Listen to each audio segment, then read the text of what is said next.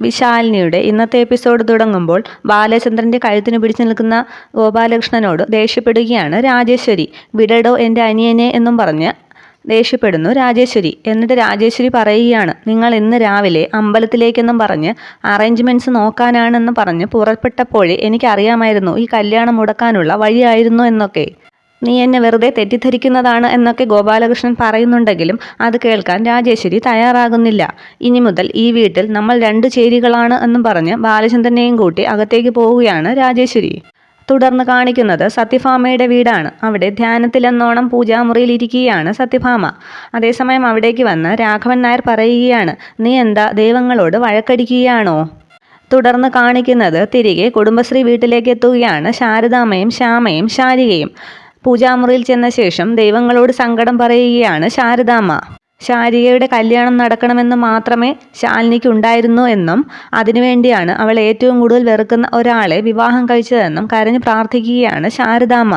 അവളോട് ഏറ്റവും കൂടുതൽ വെറുപ്പും ദേഷ്യവുമൊക്കെ മനസ്സിലുള്ള സത്യഭാമയുടെ അടുക്കലേക്കാണ് അവൾ പോയിരിക്കുന്നതെന്നും അവളെ കാത്തോളണേ എന്നൊക്കെ പറഞ്ഞ് പ്രാർത്ഥിക്കുകയാണ് ശാരദാമ്മ. തുടർന്ന് കാണിക്കുന്നത് സത്യഭാമയുടെ പൂജാമുറിയാണ്. സത്യഭാമ പറയുകയാണ്, ചതിച്ചത് ദൈവങ്ങളല്ല മനുഷ്യരാണ്, എൻ്റെ മോൻ അതിനുള്ള ഇരയായി എന്നു മാത്രം. അന്നേരം രാഘവൻ നായർ പറയുകയാണ്, ഇരയായാലും വേട്ടക്കാരനായാലും കൊള്ളാം, അവൻ നമ്മൾ രണ്ടുപേരുടെയും മകനാണ്, അവനെ നമുക്ക് തള്ളിക്കളയാൻ പറ്റില്ല.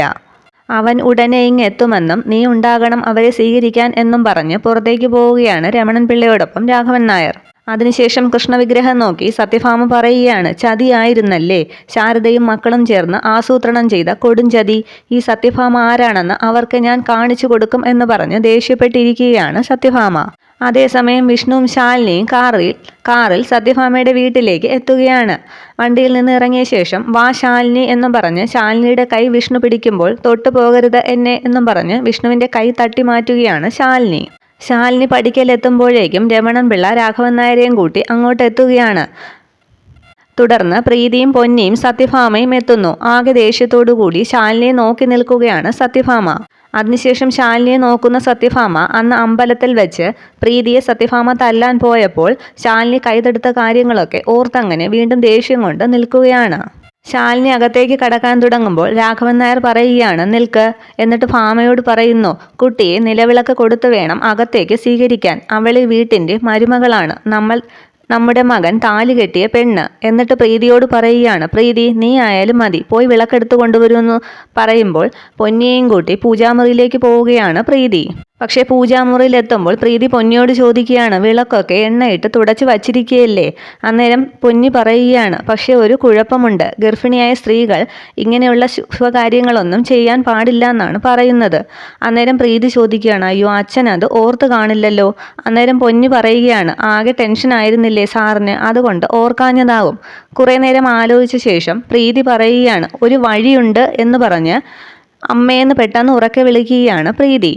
പ്രീതിയുടെ നിലവിളി കേട്ട് ഒന്ന് പരിഭ്രമിക്കുകയാണ് വിഷ്ണുവും ശാലിനിയും സത്യഭാമയും ഒക്കെ.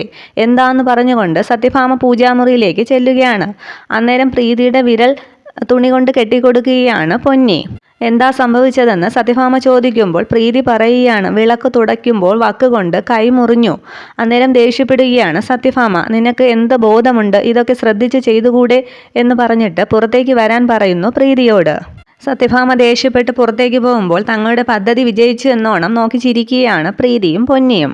പുറത്തേക്ക് വന്ന ദേഷ്യത്തോടു കൂടി സത്യഭാമ ശാലിനിയോട് പറയുകയാണ്, നല്ല ഐശ്വര്യം, ഇവളുടെ നിഴൽ ഈ വീട്ടിൽ വീണപ്പോഴേ ചോര കണ്ടു തുടങ്ങി. അന്നേരം എന്ത് സംഭവിച്ചു എന്ന് ചോദിക്കുകയാണ് രാഘവൻ നായർ. സത്യഭാമ പറയുകയാണ്, വിളക്ക് തുടച്ചപ്പോൾ വാക്കുകൊണ്ട് പ്രീതിയുടെ കൈ മുറിഞ്ഞു. അപശകുനത്തെയാണ് വിളക്ക് കൊടുത്ത് വീട്ടിലേക്ക് കൊണ്ടുവരാൻ പോകുന്നതെന്ന് മനസ്സിലായോ രാഘവേട്ടന് എന്ന് ചോദിക്കുകയാണ് സത്യഭാമ. അതേസമയം വിളക്കുമായി പുറത്തേക്ക് വരികയാണ് പൊന്നി, കൂടെ പ്രീതിയുമുണ്ട്. പുറത്തേക്ക് വന്ന പ്രീതി പറയുകയാണ്, ഈ കൈ കൊണ്ട് വിളക്ക് കൊടുക്കാൻ വയ്യച്ച, ഉള്ളം കൈയാണ് മുറിഞ്ഞിരിക്കുന്നത്. അന്നേരം രാഘവൻ നായർ മനസ്സിൽ കരുതുകയാണ്, അയ്യോ ഗർഭിണിയായ സ്ത്രീകൾ ഇങ്ങനെയൊന്നും ചെയ്യില്ലല്ലോ, ഞാനത് എന്തായാലും മറന്നല്ലോ, എന്തായാലും പ്രീതി രക്ഷപ്പെട്ടു എന്ന് പറഞ്ഞിട്ട് രാഘവൻ നായർ പറയുകയാണ്, വിളക്ക് കൊടുക്കണമെന്നേ ഉള്ളൂ, അതാരായാലും മതി, തൽക്കാലം പൊന്നി കൊടുക്കട്ടെ എന്ന് പറയുകയാണ് രാഘവൻ നായർ. എന്നിട്ട് സത്യഭാമയെ പരിഹസിച്ച് രാഘവൻ നായർ പറയുകയാണ്, നാട്ടുകാർക്ക് പറഞ്ഞു നടക്കാൻ ഒരു കഥ കൂടി ആയി. സത്യഭാമയുടെ വീട്ടിലെ മരുമകൾക്ക് വിളക്ക് കൊടുത്ത് സ്വീകരിച്ചത് വേലക്കാരിയാണെന്ന്. അതിനുശേഷം പൊന്നി വിളക്ക് കൊടുക്കാനായി തുടങ്ങുമ്പോൾ നിൽക്ക് എന്ന് പറഞ്ഞ് പൊന്നിയുടെ കയ്യിൽ നിന്നും വിളക്ക് വാങ്ങി ശാലിനിക്ക് കൊടുക്കുകയാണ് സത്യഭാമ. കൊടുത്ത ഉടനെ തന്നെ ദേഷ്യപ്പെട്ട് അകത്തേക്ക് കയറി പോകുന്നു സത്യഭാമ. അതിനുശേഷം രാഘവൻ നായർ പ്രീതിയോട് പറയുകയാണ്, മോളെ അവളെയും കൂട്ടി വിളക്ക് കൊണ്ടുപോയി പൂജാമുറിയിൽ വെക്ക്. അന്നേരം വാ ശാലിനി എന്ന് പറഞ്ഞ് ശാലിനിയും കൂട്ടി പൂജാമുറിയിലേക്ക് പോവുകയാണ് പ്രീതി. പൂജാമുറിയിൽ വിളക്ക് കൊണ്ടുവച്ച് ശാലിനി തൊഴുതു പ്രാർത്ഥിക്കുകയാണ്. ദൈവമേ, എന്തിനാണ് എന്നോട് ഇത്രയും പരീക്ഷണങ്ങൾ? എന്ത് തെറ്റാണ് ഞാൻ ചെയ്തത്? സന്ദർഭങ്ങൾ ഇനിയും ഇതുപോലെ ഒരുപാട് വരുമെന്നും സഹിക്കാനും ക്ഷമിക്കാനുമുള്ള ശക്തി തരണേ എന്നൊക്കെ പറഞ്ഞ് പ്രാർത്ഥിക്കുകയാണ് ശാലിനി. അതിനുശേഷം പ്രീതി പറയുകയാണ്, വാ ശാലിനി, ഇനി അച്ഛനമ്മമാരുടെ അനുഗ്രഹം വാങ്ങിയിട്ട് വരാം. ഏട്ടനും വാ എന്ന് വിളിക്കുമ്പോൾ വിഷ്ണുവും കൂടെ പോവുകയാണ്. അതിനുശേഷം രാഘവൻ നായരുടെ അനുഗ്രഹം വാങ്ങുകയാണ് ശാലിനിയും വിഷ്ണുവും. അതിനുശേഷം രാഘവൻ നായർ അകത്തേക്ക് നോക്കി ഭാമയെന്ന് വിളിക്കുകയാണ്. ദേഷ്യഭാവത്തിൽ തന്നെ പുറത്തേക്ക് വരികയാണ് സത്യഭാമ. വിഷ്ണുവും ശാലിനിയും സത്യഭാമയുടെ കാലിൽ വീഴാൻ തുടങ്ങുമ്പോൾ വേണ്ടാന്ന് പറഞ്ഞിട്ട് സത്യഭാമ പറയുകയാണ്, സത്യഭാമയ്ക്ക് ഒരു വാക്കേ ഉള്ളൂ, അതിലിനി ഒരു മാറ്റവും ഇല്ല, അത് മരണം വരെ മാറില്ല എന്ന് പറഞ്ഞിട്ട് പൊന്നിയോട് പറയുകയാണ്, പൊന്നി, ഇവിടെ മുഴുവൻ അടിച്ചു വാരി തൂത്ത് വൃത്തിയാകണം. ശകുനവും ഒക്കെ അകത്തേക്ക് കയറിയിരിക്കുകയാണ്.